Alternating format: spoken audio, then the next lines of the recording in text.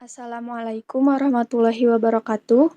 Sebelumnya saya ucapkan terima kasih kepada Dr. Setio Wahyu Wibowo selaku dosen pengampu pendidikan inklusi dan kepada teman-teman kelas 3A yang akan menyaksikan dan menyimak materi kali ini.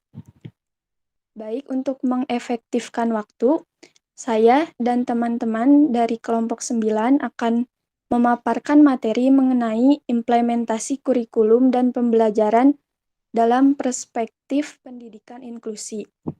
Sebelumnya, izin memperkenalkan anggota kelompok 9. Yang pertama ada Aulia Sukmawati dengan NIM 2001471. Saya sendiri Lilim Halimah 2001820. Ada Siti Sophia Yuliananda dengan NIM 2009471. Dan yang terakhir ada Nabila Isri Amalia dengan NIM 2001540.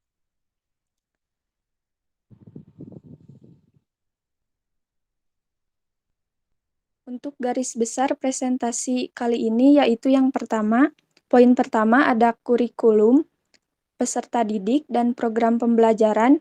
Poin kedua, pengembangan kurikulum dan pembelajaran dalam perspektif pendidikan inklusi. Poin tiga, perencanaan, pelaksanaan, dan model pengembangan bahan ajar pendidikan inklusif. Dan yang terakhir, unsur pelaksanaan pembelajaran inklusif.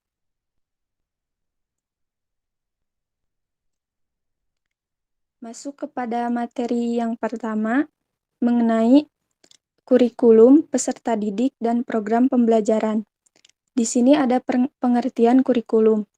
Dalam Undang-Undang Nomor 20 Tahun 2003 tentang Sistem Pendidikan Nasional, pada pasal 1 disebutkan bahwa kurikulum adalah seperangkat rencana dan pengaturan mengenai tujuan, isi, dan bahan pelajaran, teknik penilaian, serta cara yang digunakan sebagai pedoman penyelenggaraan kegiatan pembelajaran untuk mencapai tujuan pendidikan tertentu.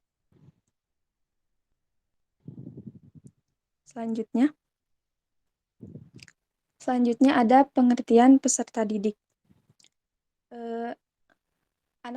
Anak berkebutuhan khusus adalah anak yang dalam proses pertumbuhan atau perkembangannya secara signifikan mengalami kelainan atau penyimpangan dibanding dengan anak-anak lain seusianya, sehingga mereka memerlukan pelayanan pendidikan khusus. Nah, jadi jika peserta didik yang mengalami kelainan atau penyimpangan yang tidak signifikan dan telah dikoreksi oleh alat bantu, itu tidak memerlukan pendidikan khusus. Nah, untuk keperluan pendidikan inklusif, peserta didik berkebutuhan khusus atau yang memiliki kelainan dapat dikelompokkan sebagai yang pertama ada tunanetra, tunarungu, tunawicara, tunadaksa, tunalaras, berkesulitan belajar secara spesifik, lambat belajar, autis, gangguan motorik, dan sebagainya. Nah, sebenarnya peserta didik itu memiliki potensi kecerdasan dan bakat istimewa gitu ya. Jadi perlu ditunjang dengan bantuan gitu kalau kepada anak berkebutuhan khusus. Nah, lalu ada juga hambatan peserta didik berkebutuhan khusus. Jadi setiap peserta didik berkebutuhan khusus itu memiliki hambatan-hambatan tertentu, dan maka dari itu anak-anak berkebutuhan khusus itu dalam pembelajarannya perlu dilakukan asesmen gitu atau identifikasi mengenai keunggulan dan hambatan-hambatan yang sering ditemukan pada peserta didik berkebutuhan khusus. Sekian yang dapat saya sampaikan. Materi selanjutnya akan disampaikan oleh Siti Sophia. Baik, terima kasih. Saya izin untuk melanjutkan materi. Di sini saya akan menjelaskan mengenai program pembelajaran atau di sini disebutnya dalam program pendidikan. Nah, guru kelas atau guru bidang studi sekolah reguler bersama-sama guru pendidikan luar biasa atau pendidikan khusus sebelum melaksanakan kegiatan pembelajaran bagi peserta didik berkebutuhan khusus, terlebih dahulu perlu menjabarkan standar kompetensi dan standar kompetensi dasar dalam rencana pembelajaran reguler. Modifikasi pembelajaran serta program pengajaran individual atau PPI untuk anak berkebutuhan khusus. Nah, PPI itu sendiri merupakan rencana pengajaran yang dirancang untuk satu orang peserta didik yang berkebutuhan khusus atau memiliki kecerdasan atau bakat istimewa. PPI harus merupakan program yang dinamis, artinya sensitif terhadap berbagai perubahan dan kemajuan peserta didik, dan disusun oleh sebuah tim terdiri dari orang tua wali, murid, guru kelas, guru mata pelajaran, guru pendidikan khusus atau PLB, dan peserta didik yang bersangkutan yang disusun secara bersama-sama. Idealnya PPI tersebut disusun oleh tim terdiri dari kepala sekolah, komite sekolah, tenaga ahli dan profesi terkait, orang tua wali murid, guru kelas, guru mata pelajaran, dan guru pendidikan khusus, serta peserta didik yang bersangkutan. Mungkin sekian yang bisa saya sampaikan. Saya kembalikan kepada moderator. Baik, selanjutnya akan disampaikan oleh Aulia.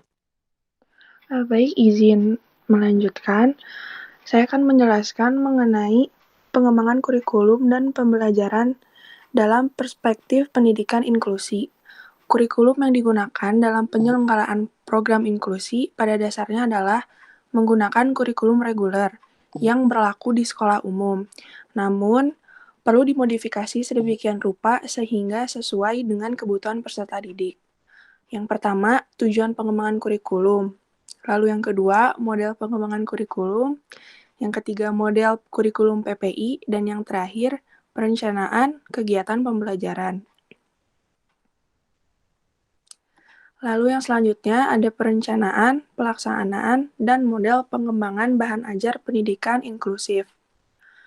Untuk pelaksanaan kegiatan pembelajaran pendidikan inklusif ini, yang pertama, merencanakan kegiatan pembelajaran, yang kedua, melaksanakan kegiatan pembelajaran, yang ketiga, mendorong siswa untuk terlibat secara aktif, yang keempat, mendemonstrasikan penguasaan materi dan relevansinya dalam kehidupan, lalu yang kelima, mengelola waktu, bahan, dan perlengkapan pengajaran, yang keenam, pengelolaan pembelajaran kelompok yang kooperatif, dan yang terakhir, membina hubungan antar pribadi.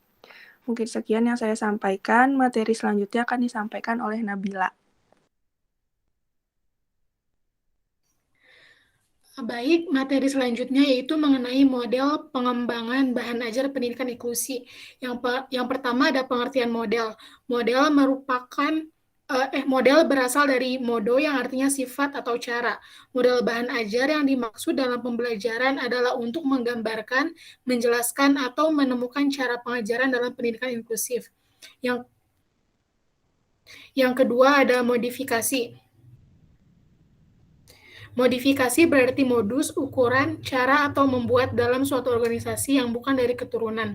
Yang ketiga ada pengembangan. Pengembangan dimaksudkan sebagai kegiatan melakukan penyesuaian diri bahan ajar dasar yang dirumuskan dalam standar isi pada sekolah umum ke dalam rumusan bahan ajar untuk siswa berkebutuhan khusus. Yang keempat ada bahan ajar.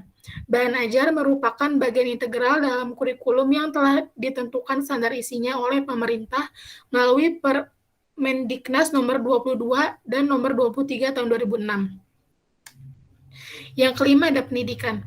Pendidikan adalah usaha sadar dan terencana untuk mewujudkan suasana belajar dan proses pembelajaran agar peserta didik secara aktif mengembangkan potensi dirinya untuk memiliki kekuatan spiritual, keagamaan, pengendalian diri, kepribadian, kecerdasan, akhlak mulia, serta keterampilan yang diperlukan dirinya, masyarakat, bangsa, dan negara. Yang keenam adalah inklusif. Inklusif merupakan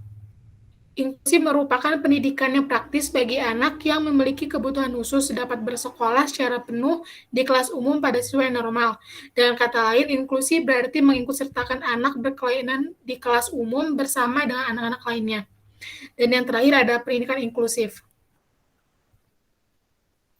Pendidikan inklusif adalah proses pembelajaran yang dilaksanakan di sekolah umum dengan menggabungkan anak didik yang memiliki kebutuhan khusus. Slide selanjutnya.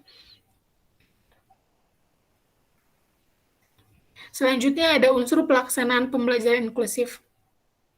Unsur pelaksana yang terlibat dalam pelaksanaan pembelajaran dalam pendidikan inklusif adalah guru umum dan guru pendidikan khusus atau guru sekolah luar biasa. Mungkin sekian yang dapat saya sampaikan, saya kembalikan kepada moderator.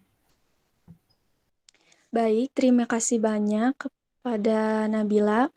Di sini saya akan mengambil kesimpulan gitu dari pemaparan materi kali ini. Kesimpulannya yaitu kurikulum yang digunakan dalam penyelenggaraan program inklusi pada dasarnya adalah menggunakan kurikulum reguler yang berlaku di sekolah umum.